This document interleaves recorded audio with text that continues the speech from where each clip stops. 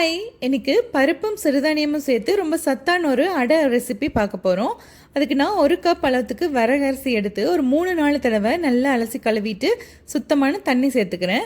இன்னொரு பாத்திரத்தில் 1/2 கப் அளவுக்கு கடலைப்பருப்பு, 1/2 கப் துவரம்பருப்பு சேர்த்து அதையும் ஒரு 2 தடவை கழுவிட்டு அதுலேயும் சுத்தமான தண்ணி எடுத்து வச்சுக்கிறேன்.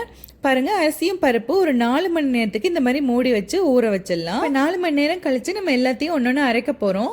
காஞ்ச மிளகாய், சோம்பு, கொஞ்சமாக மிளகு, இஞ்சி, பூண்டு எல்லாத்தையும் சேர்த்து நல்லா இந்த மாதிரி கொரன்னு அரைச்சிடலாம்.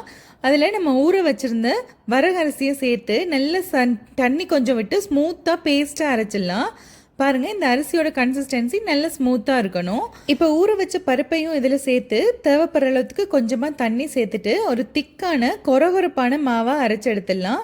அடுத்ததுல நான் பெருங்காயத்தூள், மஞ்சள் தூள், நிறைய பெரிய வெங்காயம், நிறைய கொத்தமல்லி, குட்டியாக கட் பண்ண கருவேப்பிலை, குட்டி குட்டியாக கட் பண்ண தேங்காய், தேவையான அளவுக்கு உப்பு சேர்த்து நல்லா இந்த மாதிரி கலந்து விட்டுக்கிறேன். இந்த மாவோட கன்சிஸ்டன்சி நல்லா திக்காக இருக்கணும்.